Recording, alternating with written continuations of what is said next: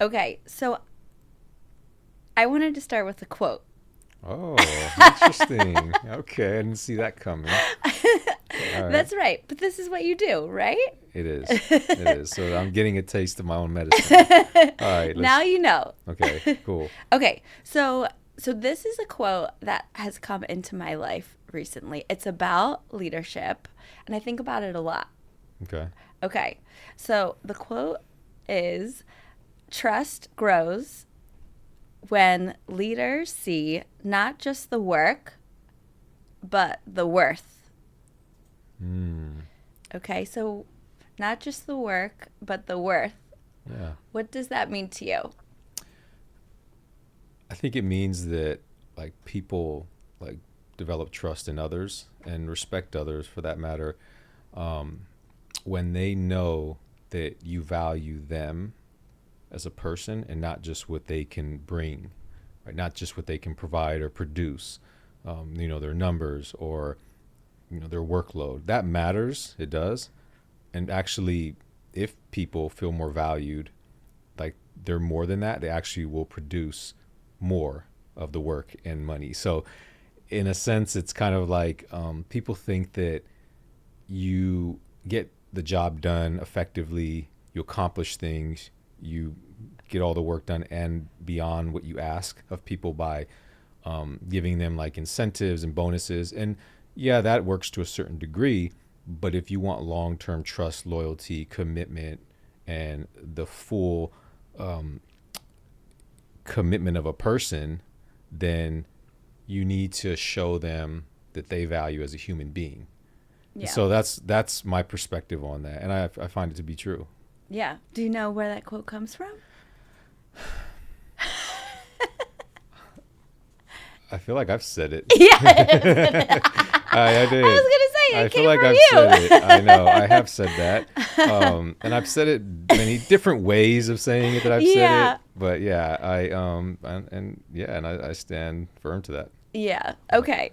No, I think about it. I think about it a lot because, as you know, I'm very outcome Hmm. oriented, and so it's always something for me where, like, I think about the balance between the two. Kind of helps me stay grounded in both.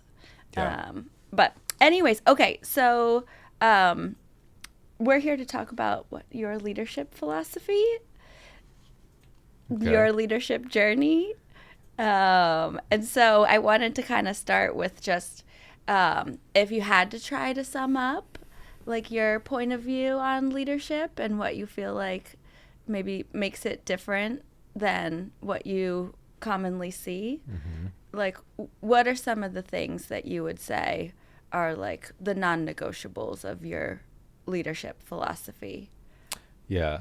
So just to kind of like set the stage in a sense for the my leadership philosophy Yeah. is like so in prison I was a leader. I was a shot caller, and for people that don't know what that is, a shot caller is a person who's in charge of a large group of men in prison, basically telling them what to do. So you can tell this person he needs to stab this person needs to bring drugs in, this person should do this. You're it's a full like almost like a dictatorship, Mm. and the hierarchy of it is like honored. So they listen, no matter who it is. When they step foot on the yard, who's the shot caller, we listen to them. And so I've led from a position of like telling people what to do, and actually through fear. Like Yeah. and in a sense, the business world is kind of like that because people fear losing their jobs. Because if people lose their jobs, that's directly related to their family's well-being. So fear is no different in a sense. In prison, a person can fear, okay, if I don't do this, I'm going to get stabbed. If I don't do this, then people are going to look at me a certain way and I won't be able to make it in prison. So I know what it's like to rule in that way and to lead in that way. And yeah, things will get done, right? Yeah. There will be order, but it's not sustainable, right? It's only a matter of time before that person that you're trying to rule with fear ends up then betraying you, right? First opportunity. Or you end up in a bad position. Something happens to you Mm. because you build this resentment and all this stuff, and eventually somebody's going to take you out. So now, as a leader today, and the journey of me discovering is that if you lead with compassion, Yeah. which is a non-negotiable for me, going to your question. If you lead with compassion and truly like see a person for who they are and not for what they are or what they bring or what their title is, but the individual within, and truly show that care, right? And if you see a person struggling, you actually help and coach them. If you lead in that type of way, then you're going to have long-term results. And so my philosophy is built on human-centered leadership. It's a compassion. It's about putting the people first, the Yeah. person first, their well-being. And some people may think it's counterintuitive, right? Putting the people first instead of the work first. But I actually feel that if you put the people first and you invest in the people and help them grow and develop into their role, and when they're struggling, you provide the coaching and you provide what they need, then in the long term, you're going to have the commitment and the loyalty and them wanting to actually bring the most they can to the team. So my philosophy is built on that. And then there's principles within the philosophy that kind of encapsulate all that, that I'm pretty sure you might ask eventually. Yeah. Well, like, but that's like a hard pivot, right, from what you were doing initially in prison. So, like, when did you start to experiment with that approach?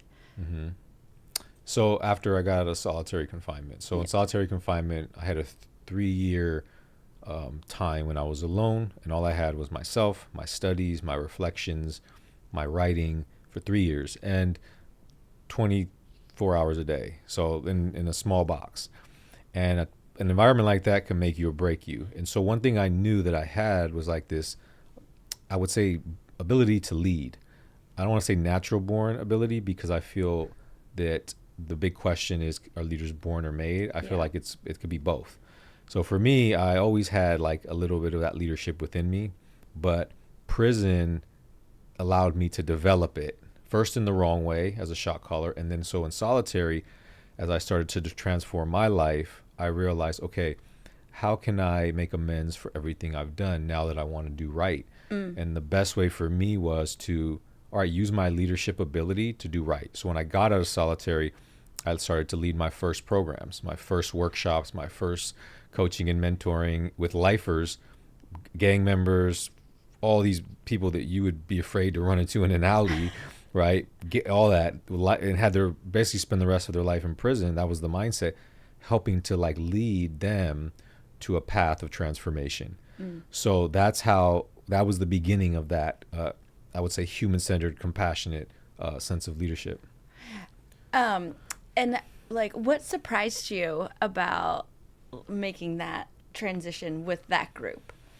Yeah. You know, that's the thing. If you saw these guys, Yeah. and a lot of them have been on my podcast and I've interviewed, you would immediately start judging. Right? And even me, a man who grew up around that, judged people based on how they look. So first of all, you know they're lifers, you know they're gang members, you know they're in there for violent crimes. So the default is, oh, these guys can't ever be nothing but that. Like, you can't lead them. You know, there's all these negative thoughts. So I was, so on the path of me trying, though, I realized that there was actually a really good person within there, right? They weren't born bad. Their circumstances growing up made them that way. And so my objective was to bring that goodness out of them again.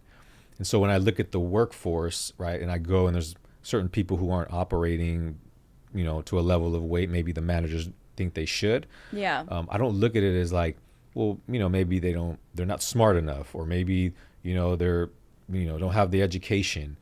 I look at it like, no, like, what is within there that we need to work on inside to bring the greatness out of them. And so I realized that with those guys, there was greatness and goodness within them.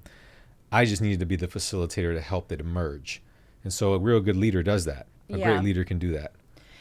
But I mean, were there like challenges that you feel like you faced in getting the most out of like the individuals there, right?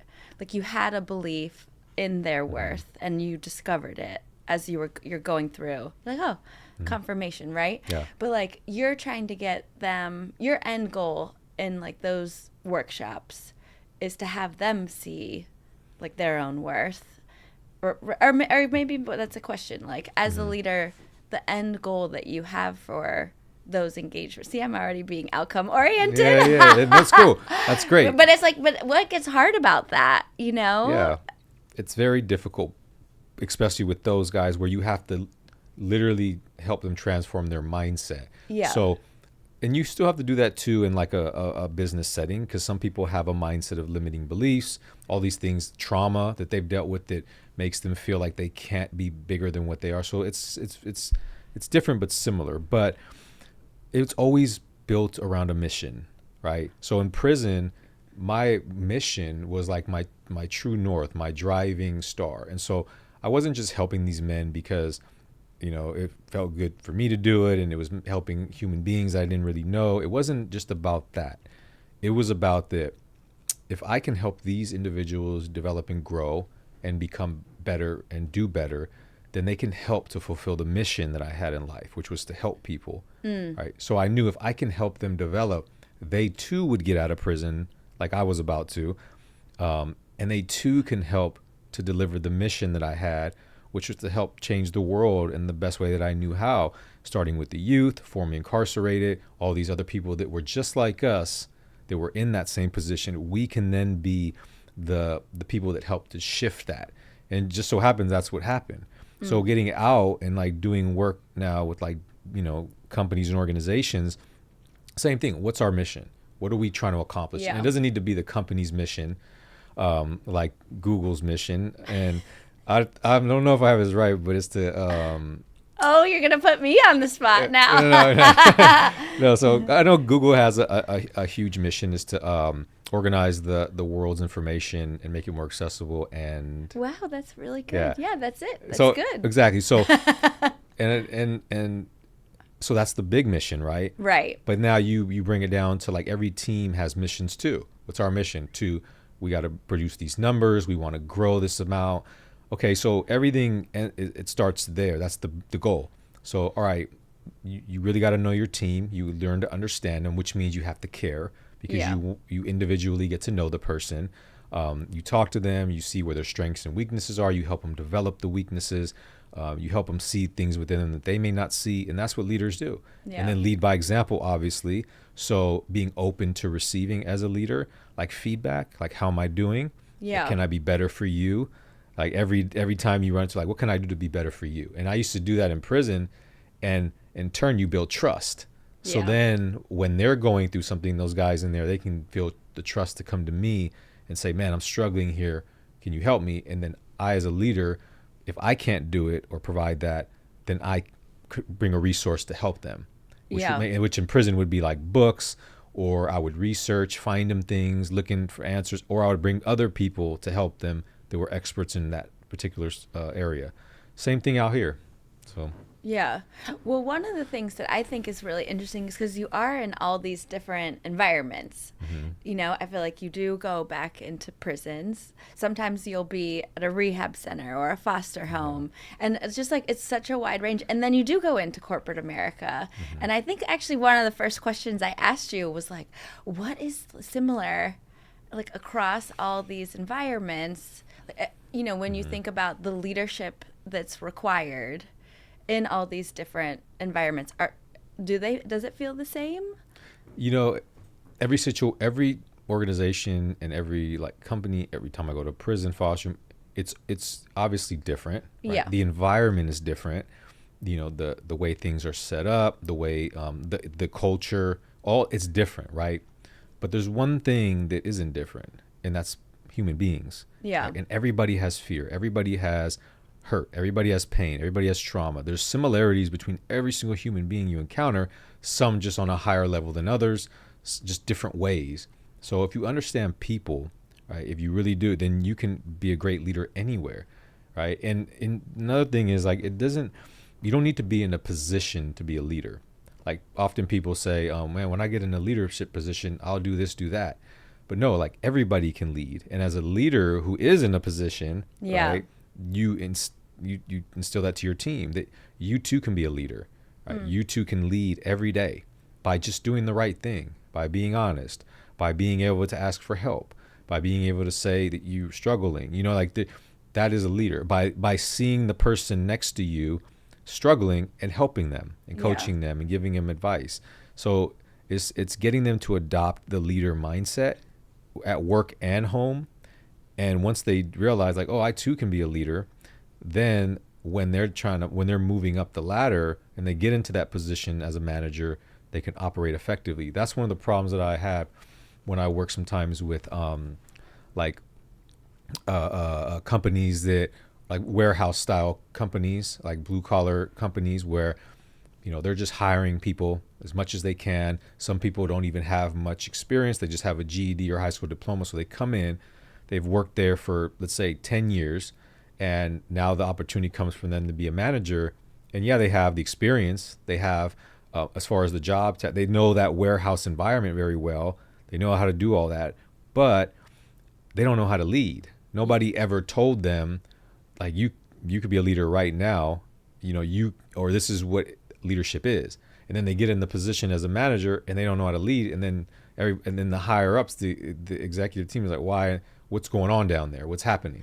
Nobody ever taught them. So, and you find that in a lot of companies. And so if you start that early on in the beginning stages, like, we all are leaders here.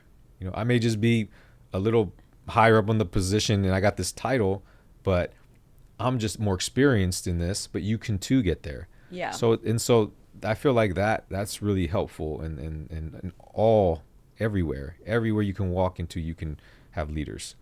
I think one of the other questions that I asked you right away was what do you see corporate America? I mean, I know that's a very broad term, but what do you see corporate America doing wrong? Do we have 6 hours here? I can just list 100 things. I'll list some things too. That would be cathartic for me. Yeah, and you would know too. There's so many things, but I think that's a good point because we often look at what are we doing wrong, right? And, in everything, even personally, I'm always like, okay, what am I doing wrong and keeping me from getting to the next level? And I'm not really taking enough time to acknowledge my wins and look at the right. But there is a lot of things that can be improved on, right? And there are things that are happening that could be defined as wrong.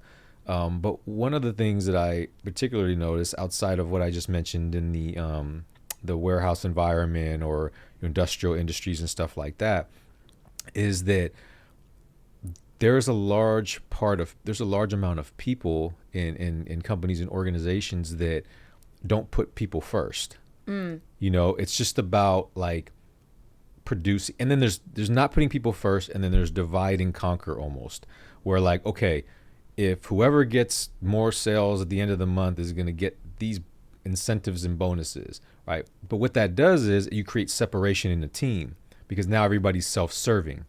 So it's if I'm in a team with 10 people and we're all competing for the bonus, I'm not really going to care if this guy or this guy is producing. I'm only caring about myself because I want the bonus. You know what I'm saying? So yeah. And so it's almost when you do, and it's really the unsolvable problem because you have to reward people who work harder. Yep. You have to. And so, but if you don't do that, then you'll have people who work harder and people who don't. And then the people that work harder will have resentment because they're not being seen and heard because everybody on the team will benefit. I don't care who works harder, who doesn't. Everybody's you can't do that.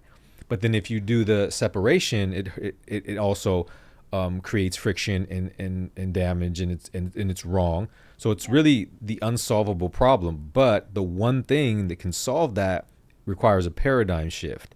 And the paradigm shift is purpose. I knew you were going to say that. Yeah, I feel like we were going to get there, but yeah. It's purpose. Sorry, keep going. Yeah. Why does purpose solve the unsolvable problem? I saw it in prison. Okay. Here's an example of purpose where an amazing thing happened in prison around purpose. So in prison, you have, different racial cards, meaning whites, blacks, Hispanics, others. It's heavily divided, racially divided. You can't even be in the cell with somebody of another race. You can't be working out around another race. You can't share food. So when you talk about racism and all that out here, prison is it's right there. There's no hiding it. Yeah. So keep that in mind. And people kill each other over that, and all that. So there was a hunger strike that happened. And the hunger strike was all of these people who had this like hatred toward each other that came together for a purpose. Yeah. So, and the reason why they came together for a purpose is because that people were being treated inhumanely. Like people were in solitary confinement for like 20, 30 years. They weren't getting like good food. They were just very mistreated, of all different races. And so the shot callers came together and say, look, we're going to do a statewide hunger strike, and over 30 prisons got together in one time and did a mass hunger strike, which ended up raising awareness. And then they changed it ultimately, and the long-term solitary confinement and the conditions no longer exist because people rallied around purpose. Yeah. There was a bigger meaning there. It was like, we're human beings, and regardless if you're white, you're black, you're Hispanic, one thing we know is that like we're in this place together, and the one thing that unites us is our purpose to change it so that others coming behind us don't have to go through this. And so that purpose was that in a prison environment. So when I saw that and I like got out and I realized that like purpose can truly shift the way a person like operates in the world. Yeah. If there's purpose behind something, then it's not about the bonus. It's not about standing out from everybody. It's not about doing all that. It's really about rallying around a collective mission and helping others get there as well. Now, that doesn't mean that you can't like, get a raise, or that you can't move up the ranks and get a higher position. It doesn't mean that won't happen. That will happen organically if you are on a team and collectively working together, because there will be certain things that will come out of that, of individuals that will be noticed, like leadership, a person helping another person when they need it. And that'll be noticed, and that will ultimately get you the extra stuff that, that you want. But like setting these goals of like, whoever does this gets this, it doesn't work as well. And it's not even about getting it perfect. It's just getting better than the competitor, right? Because nobody's going to get it perfect.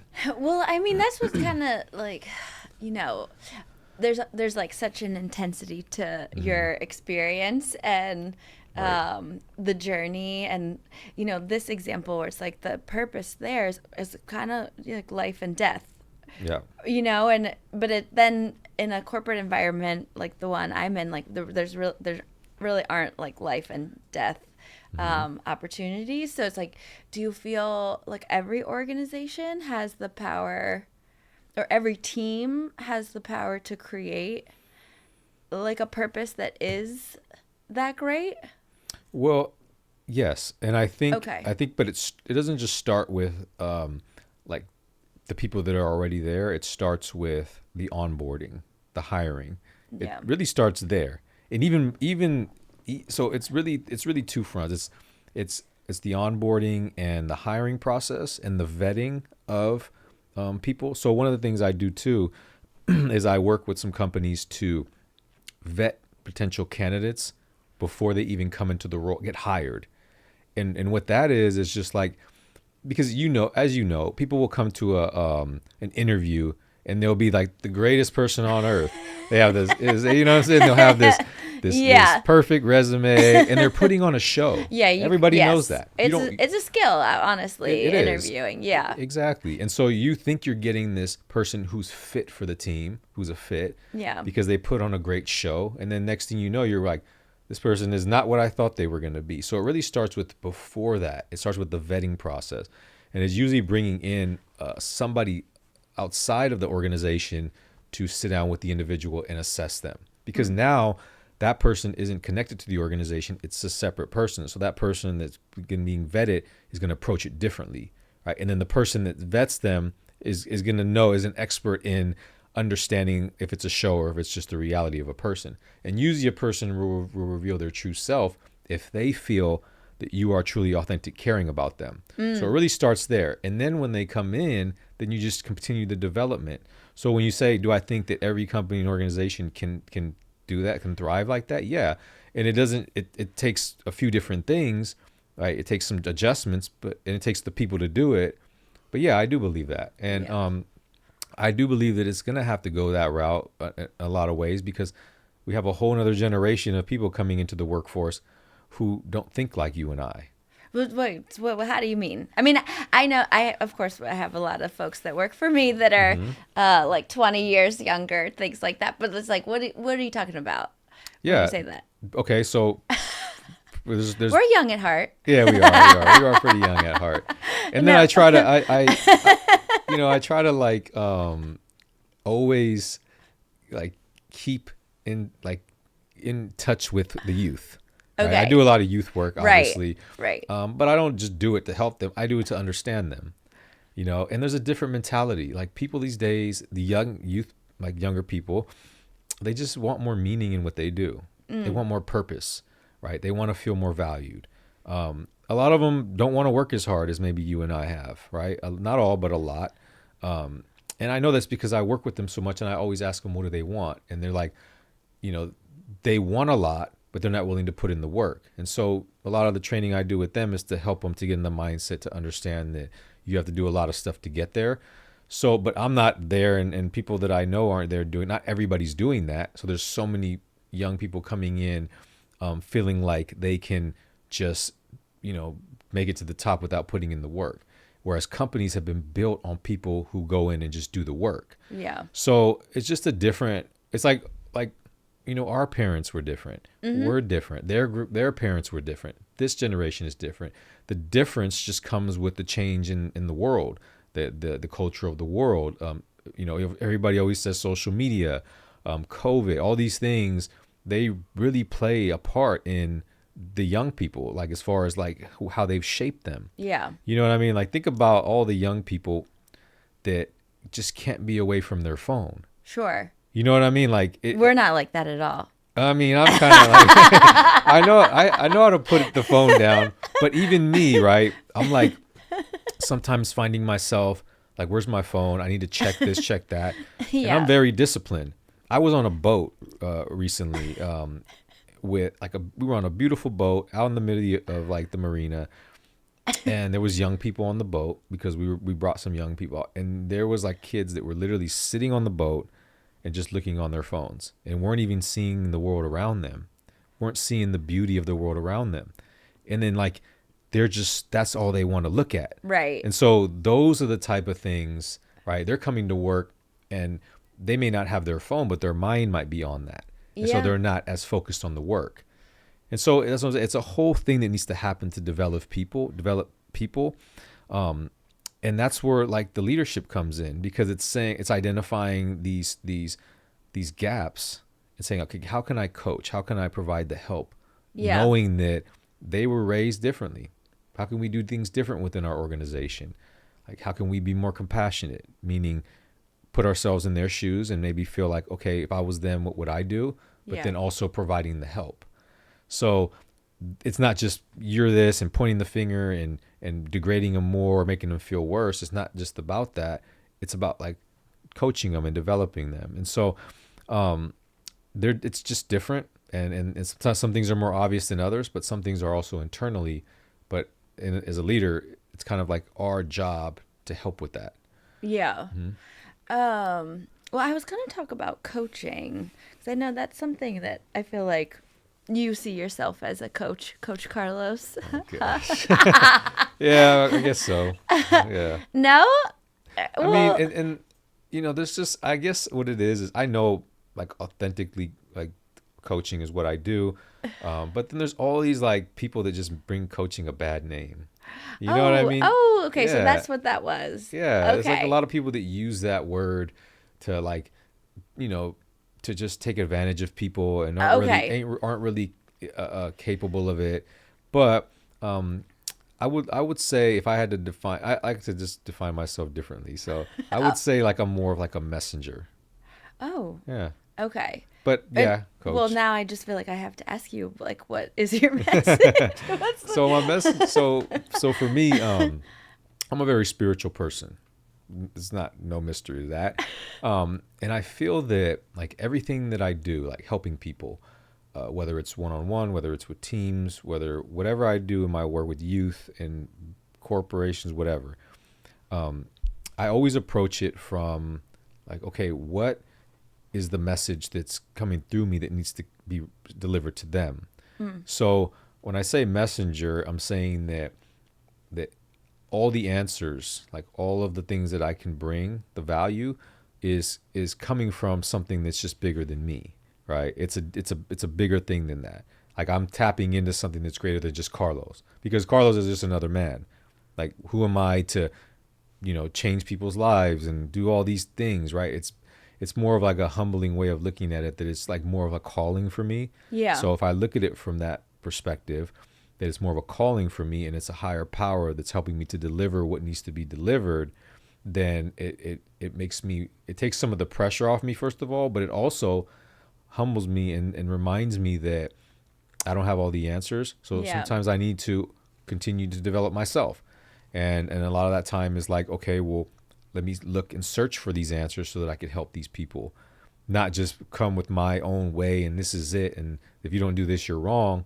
It's always questioning like my ideas as well, Yeah. getting feedback. And so the messenger is more of a way of like saying that it's bigger than just me delivering these things. It's my life experience. It's my spiritual connection to the universe that's like delivering this, and just my ability to understand people, Yeah. like my gifts and utilizing all that to help people. So Well, what's like hard for you right now? personally, or Well, I mean, like in the context of, okay, so you're here to help people mhm, and kind of like help people to help people.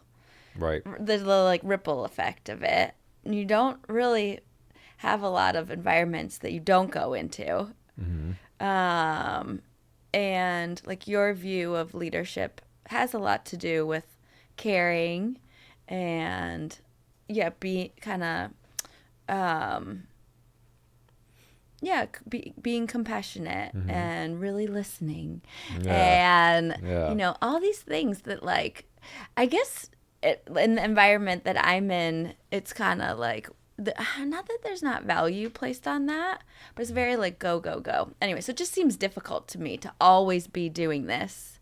And I guess my question is like, what is hard for you in your own like leadership mm, uh like journey or moments right now? yeah, Is that making sense? yeah. Okay. I think so. And the it's always like whenever I get asked like what's the hardest thing for me, it's always me versus me, right? It's always like just getting out of my own head, Yeah. because it's like this thing. I believe it was Marcus Aurelius, and he used to have a servant that stood by him all the time, went with him everywhere. And one of the things, the jobs of the servant was to consistently whisper in his ear, like, "You are just a man." What? Yeah, you're just a man. Yeah, you're just a man, because Okay. like as he continued to develop as a emperor, right? Like he realized that like he can get in his own, like the ego, right? Like people worshipped him and all this thing, so he just had to be constantly reminded that he's just a man. And so when I read about that, it made me reflect on my life. And it's not like I feel like people worship me, but what it is that like that it's okay for me to say like I'm just a man, so I'm trying to figure it out too, or Mm. I'm continuously trying to grow. Or as much as people say like, oh, like I get emails and I get Instagram messages and I get all these letters and stuff from people that tell me how much I've impacted them. And Mm-hmm. a person who has an ego can let that get to them, and then they start to like think that they're better than everybody. They have it all figured out, and it gets to their head and all this. So I have to constantly remind myself that like I'm just a man. I don't have it all figured out, and so what that means is that I need to continue to grow and develop.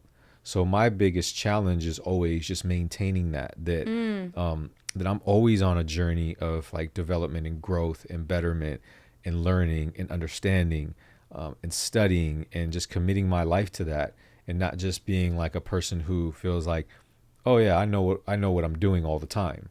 And so it's being that way and maintaining that is probably one of my biggest challenges, because I have a lot of limiting beliefs. I have a lot of self doubt. I have a lot of like what do they call it, imposter syndrome, that's still floating around in there from my experiences going through what I've been through. Yeah. But the fact that I can identify it, and the fact that I know that it's not controlling me, that I can keep it in check, if I continue to grow and develop, that is really what a leader is. By me modeling that behavior. And so it's kind of like it's a challenge, but I feel like everybody goes through that. Just not everybody says they do. Yeah.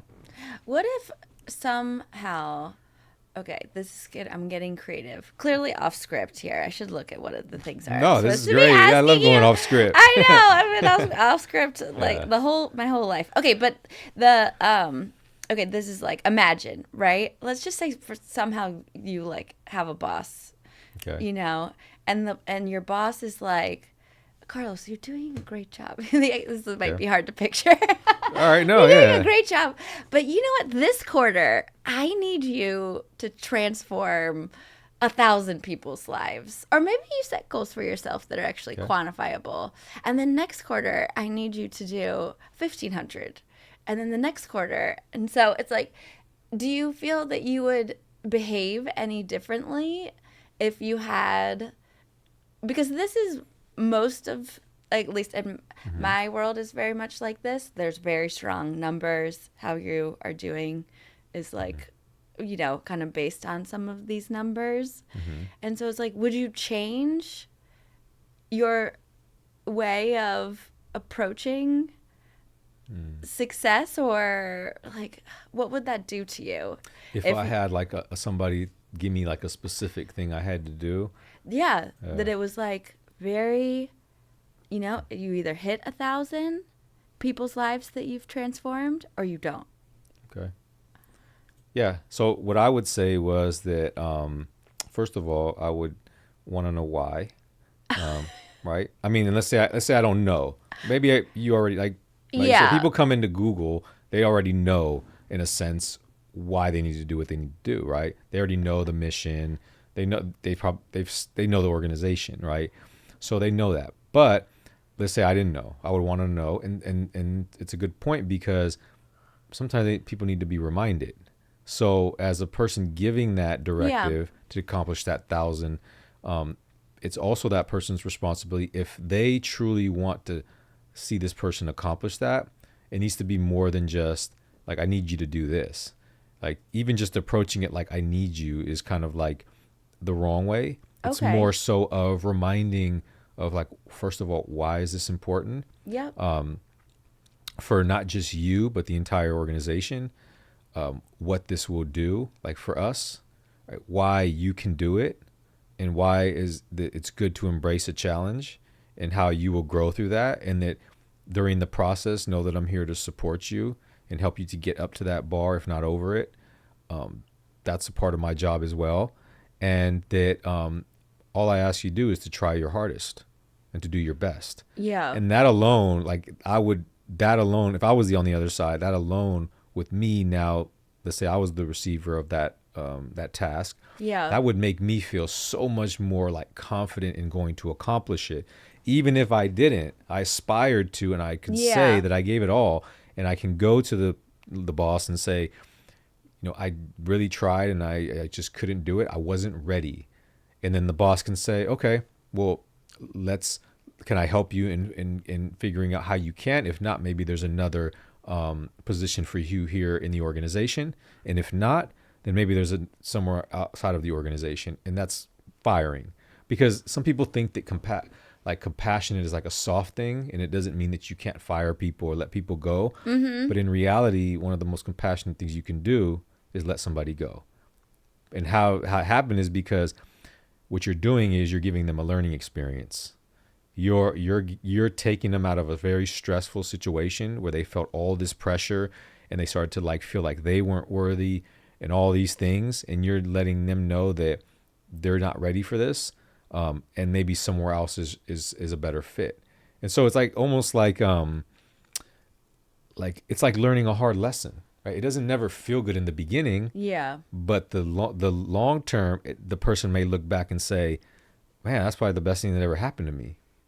And I see that all the time where people get let go, and then they go back, or they say like, man, like I remember how I felt when I got let go, but it was the best thing that ever happened to me, because what I did was I did a self-analysis, and on my next position I worked, I did some course correcting, and on the next position I thrived.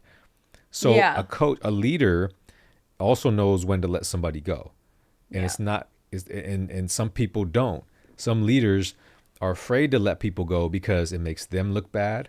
Like, why are you letting people go? Or we need that person in the position who's going to fill that spot.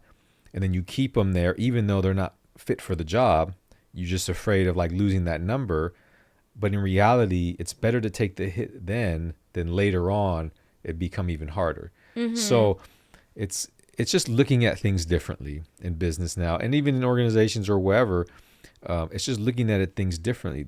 Sometimes it's okay to tell somebody that like this isn't for you, Yeah. right? So human-centered leadership then, the like the aspects that become like kind of like there's like this, I don't know, like the strength Mm-hmm. meets like sensitivity. Mm. No, I don't know. I feel like that you do that very well. Mm-hmm. Like what happens when you feel like, how would you coach a leader that is not balancing those two things well? Yeah, that's a great question, and I'm actually, and I'm doing something similar to that now, where I'm doing a program with people that are already in leadership positions, and basically just teaching them, like delivering the message to them that I have, right? Yeah. And explaining why it's important and why it works, but also like allowing them to teach each other. So it's like when is something powerful about like peer-to-peer learning. So Yes. it's about identifying the leaders within an organization that are ready to receive it, that are open to it, because not everybody is. Like there's some companies that I go and you have those people who are like stepping up front, like, okay, I want to learn this. I want to get better as a leader. I'm trying to become more human centered. I want to be on board with this initiative that the company's striving for, this culture shift or whatever. You identify them, you work with them, and then allow them to teach those who are kind of like I don't know, I don't believe in this, Yeah. because some people are stuck in the old ways, and they're not really as open to like change and development and growth and and evolving with the world and cultures and society. It's like almost like yeah, it's almost like a dance, like the way life. I always use dance because it's like a motion you go through, right? It's not. And it looked like you were dancing there. That's funny. Yeah. Yeah, but I love that. It's like yeah. So it's like with I think it was Jeff Bezos said it when they asked him about work life Okay. balance. He's like, I don't believe in work life balance, like work like, because he's like, I believe in harmony. And so that's kind of my philosophy. Like, I don't have a work life balance. Like, I want my work to be in harmony with my life. I want it to be connected. And not everybody is willing to like look at it life like work and life like that. They say like work, life, and not everybody needs to have that harmony, right? But a leader in some sense needs to be able to do that, right? Because you need to be your authentic self to a certain degree. Like you have to be vulnerable. You have to be able to be open if you want to be a great leader. And so that's a lot of times people don't like bringing that to the work environment, but that's some of the most important stuff in leadership. So I identify those leaders within an organization that are open to that, and then we work with them, and then they work with those who are maybe more closed off. So that's kind of how you get to the people who are kind of like, "Yeah, I don't know if this is for me," or doubting or whatever. Yeah. And then some people just like going back to some people just don't get it, and then some people just have to like either be it'll happen organically, because if a culture's changing, people who aren't on board with the shift will either just not want to be there anymore, or there'll be a time when they'll be like, okay, well, if you're not going to be with this, then it's not going to fit. So then they'll kind of like fizzle out. Yeah. And that's how you change a culture, and it's just the way that it is. And it's also looking at it that nothing is more important than the mission. Some Yeah. people along, if the mission is to, kill the terrorist, unfortunately, some of the soldiers along the journey are going to die. Yeah. And the soldiers aren't going in to go kill the terrorist thinking that everybody's going to live. You go to war knowing that you could probably die. And so, but they still go pursue the mission because it's bigger than just their individual self. It's a huger purpose. So it all goes back to like just being strategic and really aware. That's another important quality of leadership is awareness. Yeah. So What do you mean? just always being aware, like understanding, being aware of your team, being aware of like something's going on with somebody, being aware if there's friction between two people, being aware of another person's, like what's going on within them, like with Yeah. their mindset, being aware of yourself, where you need to improve and grow in, being aware of the environment, the culture. There's it's just a constant awareness of, and it's actually a great thing to have because if you're aware, you'll identify problems before they even really develop into something really bad. You'll start to see it. It's like you'll see that little, okay, this is a problem that I see happening. It's like when you get two people that can't work together and you see those little signs, and Right. you're in awareness. It's like, okay, let me nip this in the bud now before it gets out of hand. So it's like the awareness, and that comes from, I guess, prison as well. So I know. That's just what I was thinking. Well, Yeah. so is there anything, like, because you had talked about your principles for leadership at the beginning. Is there anything that you feel like we didn't really get to talk about? Any, like, main thing? Let's just say not me, maybe I want to be more human centered in how I lead. Or is there anything that you would recommend that I do that we didn't really get to touch on? You knowing you as a leader. Oh, this is specific to me? Yeah, I mean, I'm like reciprocating now. Yeah. I'm thinking of like my list of like what makes a great leader, and you cover No, but I mean, many of you them. can But give me, you can give okay. me, but I just meant like a person, you know? I mean, I guess I should go ahead and take advice, huh? Openness, is that Exactly. one? Yeah, exactly. I would say helping people. Well, recognizing people. Okay. Recognizing people, the recognition, and not recognizing people once a month, once a week, or when they accomplish something, but recognizing people every day on the day-to-day tasks. Like, telling somebody in the moment, like, you did a great job.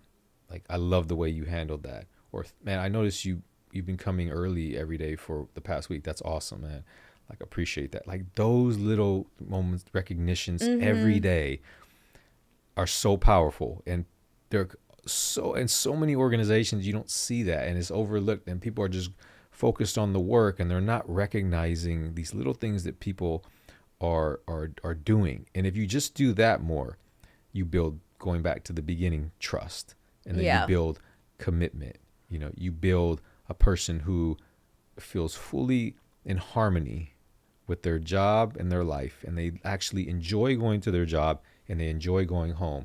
And if you can get a person who has that, they feel good about going to work, good about going home, then you'll have a person that can help you grow in your organization. And so that means that you have to be aware of what's going on in that person's life, right? Not just on the work, but in their life and them as a human being. And those little moments of recognition, those little things, like just, man, I've noticed this, or you've done this, or whatever, goes a long way. So that would be like my advice for anybody out there. And there's always more we can do. Even I can do it with my company and organization. There's times when I haven't really acknowledged my business manager in a long time.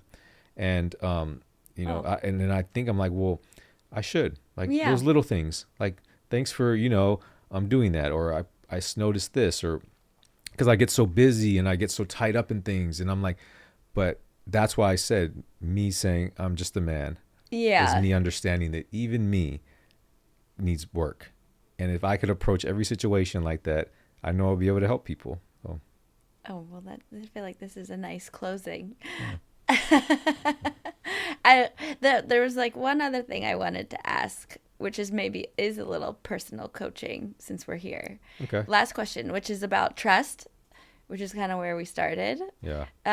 One of the like ongoing debates that I have with my management group is like, do you give trust or do you feel that trust is earned? Mm. And I feel like I guess what is your answer to that? And yeah, go ahead. What's your answer? I could tell. Go ahead. Good question. I think trust is definitely earned. It's absolutely earned. And it's not a bad thing. Yeah. It's not a bad thing. But in everything in life, we have to earn it. We have to earn. I had to earn my freedom. I had to earn everything I got today. I had to earn it. And it's okay with wanting to earn something. Yeah. It's almost like that's a goal, right? And so if I walk into an environment, let's say Google, and I come in as your boss. And I'm just kidding. So I come in, I'm like, I realize that I have to earn the trust of the people. I have to earn their respect. I have to earn their loyalty. It's not just given to me. Like Yeah. nothing's just given to me. And I don't want anything just given to me. I want to earn it. And that makes me be better. And that makes me want to always show up the best I can. And if we approach that like I want to go into this environment and earn everything, right? That's powerful. And so, yeah, I believe it is earned. Oh my gosh. I didn't think you were going to say that, but that's what I always say. So I'm glad we're on the same page. Yeah, now you Hopefully can my share this with managers your team. hopefully my Yeah. managers will watch this and For sure. yeah. It's just shifting it though, but yeah, Yeah. I believe that. Okay. Well, thank you for asking me to do this. Thank you for the interview. Appreciate it.